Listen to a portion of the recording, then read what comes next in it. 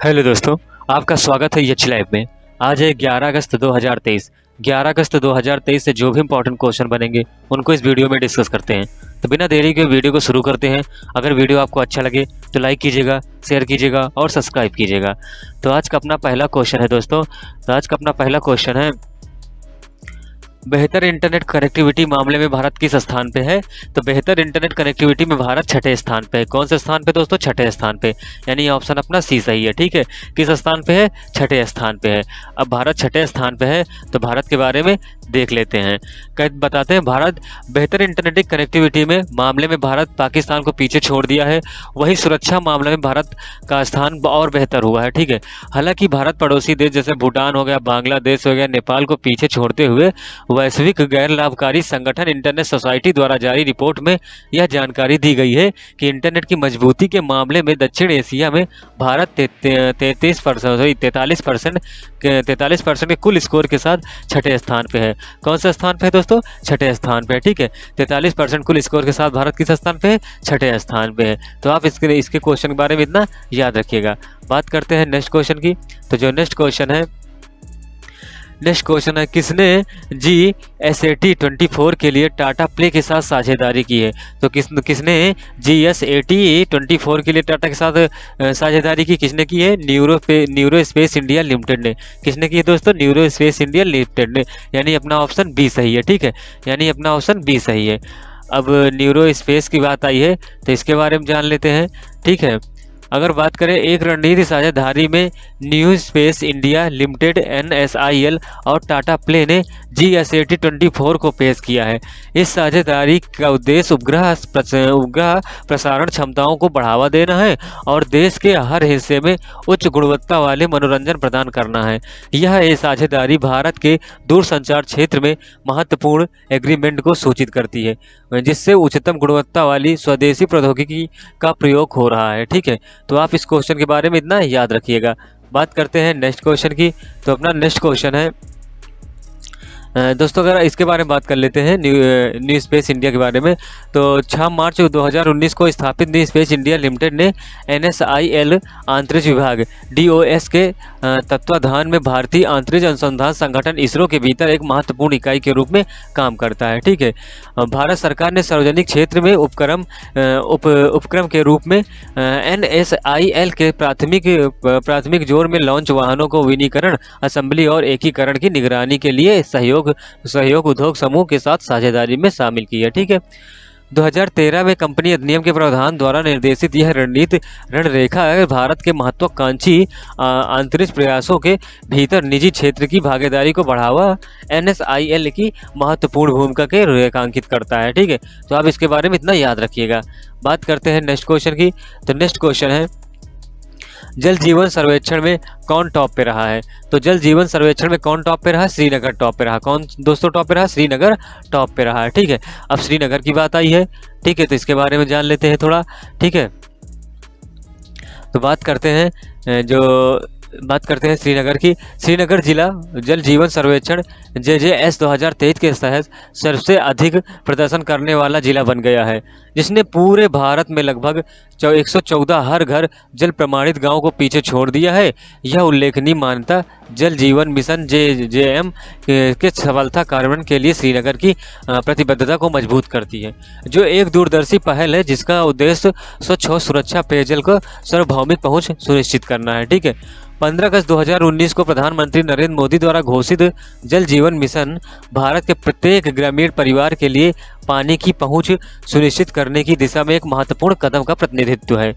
Mission का उद्देश्य साफ, सुरक्षित एवं दबावित पीने के पानी का पर्याप्त मात्रा प्रदान करना है और यह निरंतर दृढ़ता से होना का मिशन भारत का सरकार के लाखों लोगों को जीवन को सुधारने की समर्थता को प्रमाणित करता है। तो आप इसके बारे में इतना याद रखिएगा दोस्तों। बात करते हैं नेक्स्ट क्वेश्चन की। अब इससे कुछ मुख्य बिंदु इसकी देख लेते हैं। श्रीनगर जिले में 1 अक्टूबर 2022 से 30 जून 2023 तक आयोजित जल जीवन सर्वेक्षण मुल्कान में अपने असाधारण प्रदर्शन के माध्यम से यह सामना हासिल किया है। भारत सरकार ने जल शक्ति मंत्रालय MJS द्वारा शुरू की गई मूल्यांकन पद्धति JJM के कार्यान्वयन के आधार पर जिलों और राज्यों की जांच करती है और हर महीने उन्हें राष्ट्रीय स्तर पर रैंक भी करती रहती है। इस महत्वपूर्ण प्रतियोगिता के तहत श्रीनगर जिला न केवल जल जीवन सर्वेक्षण के तहत शीर्ष रैंक पर है, बल्कि क्या है एक अच्छे रूप में भी क्या है उभरा है, बल्कि महत्वपूर्ण क्षेत्रों में उत्कृष्ट प्रदान भी क्या करता है किया है इसने। ठीक है, प्रतियोगिता के तहत श्रीनगर जिला न केवल जीवन सर्वेक्षण के तहत शीर्ष रैंक वाले के रूप में उभरा है, बल्कि एक महत्वपूर्ण क्षेत्र के रूप में उत्कृष्ट प्रदान भी किया है। ठीक है, उत्कृष्ट प्रदर्शन भी किया है। जिले की उपलब्धियों के में हर घर जल प्रमाणन प्रयोगशालाओं और फील्ड टेस्ट किट के माध्यम से सावधानी पूर्वक जल गुणवत्ता परीक्षण FTK का प्रभाव ढंग से उपकरण करने के लिए महिलाओं के लिए विशेष प्रशिक्षण और संचालन के रखरखाव यानी O&M कर्मचारियों के लिए व्यापक कौशल भी प्रशिक्षण भी शामिल है इसमें। ठीक है, तो आप इसके बारे में इतना याद रखिएगा। बात करते हैं, जम्मू कश्मीर की बात आई तो इसकी बात कर लेते हैं। अगर इसकी राजधानी की बात करें श्रीनगर है, ठीक है, और ग्रीस में जम्मू है। स्थापना की बात करें तो 26 अक्टूबर 1947 है। इसके राज्यपाल की बात करें सत्यपाल है। उच्च न्यायालय की बात करें तो श्रीनगर है। क्षेत्रफल की बात करें तो 222,236 है। लोकसभा सीटें 6 हैं, राज्यसभा सीटें 4 हैं, विधानसभा 87 है और विधान परिषद भी यहाँ है और कितना है 36 है। कुल जिले की बात करें तो 22 है। राजकीय पुष्प कमल है। राजकीय पक्षी काली गर्दन वाला क्रेन सारस है। राजकीय पशु की बात करें तो हंगुल है। राजकीय वृक्ष चिनार है और प्रथम मुख्यमंत्री की बात करें तो माहरचंद महाजन है। भाषा की बात करें तो उर्दू है, डोंगरी है, कश्मीरी है, पहाड़ी है, लद्दाखी है। यहाँ पे भाषा प्रमुख है। नदियाँ कौन से? सिंधु है, झेलम है, चिनाब है। और जनजातियों की बात करें तो गद्दी, लद्दाखी, गुज्जर, यहाँ पे क्या है कुछ जनजातियां हैं। ये सब क्या है कि जनजातियां हैं। ठीक है, बात करते हैं नेक्स्ट क्वेश्चन की। किस देश में तख्त पलट की वजह से तनाव बढ़ रहा है? तो कहाँ बढ़ रहा है तख्त पलट की वजह से तनाव? नाइजीरिया में। कहाँ बढ़ रहा है दोस्तों? नाइजीरिया में, यानी अपना ऑप्शन ए सही है। ठीक है, नाइजीरिया में तख्त पलट की वजह से तनाव बढ़ रहा है। ठीक है, अब बात आई नाइजीरिया की। अफ्रीकी देश नाइजीरिया सेना के ने तख्त पलट कर के राष्ट्रपति मोहम्मद बजाज की सरकार को सत्ता से बाहर फेंक दिया है और राष्ट्रपति गार्ड के कमांडर जनरल अब्दुल रहमान तियानी ने खुद को देश का नया नेता घोषित कर दिया है। इस तख्त पलट की कई देशों में निंदा की है, जिससे पश्चिम अफ्रीकी राज्यों का आर्थिक समुदाय भी क्या है शामिल है। ठीक है, क्या है शामिल है। ठीक है, अब बात करते हैं, अभी तख्ता पलट हुई है तो बात कर लेते हैं नाइजीरिया की। ठीक है, तो ये क्या है मैप में दोस्तों? नाइजीरिया है। ठीक है, ये बेनिन है, नाइजर है, ठीक है, चाड है, ठीक है, कैमरून, ठीक है, कैमरून है। ये कुछ क्या है इसके पड़ोसी देश है, किसके? नाइजीरिया के। ठीक है, अब बात करते हैं, इसकी राजधानी है आबुजा। मुद्रा क्या है? नायरा है। राष्ट्रपति कौन है? बोला टिबूनू है। कौन है? बोला टिबूनू है। ठीक है, तो आप इसके बारे में इतना ध्यान रखिएगा। ठीक है, बात करते हैं नेक्स्ट क्वेश्चन की। तो नेक्स्ट क्वेश्चन है, कहाँ के चिकरी वुड क्राफ्ट और मुक्स्क बुद्धजी चावल को GI टैग मिला है? तो कहाँ के हैं ये दोस्तों? राजौरी और अनंतनागपुर के हैं। कहाँ के? राजौरी और अनंतनाग के हैं। ठीक है, यहाँ के। ठीक है, राजौरी का वुड क्राफ्ट है और अनंतनाग का है मुस्क बुद्धजी चावल है। ठीक है, इन दोनों को क्या है? GI टैग मिला है भी। ठीक है, अब आई है इन दोनों की बात, तो इन दोनों को देख लेते हैं। स्थानीय शिल्प कौशल और कृषि विरासत की एक महत्वपूर्ण मान्यता में राजौर जिले के राजौरी चिकरी वुड क्राफ्ट और अनंतनाग जिले के बेस की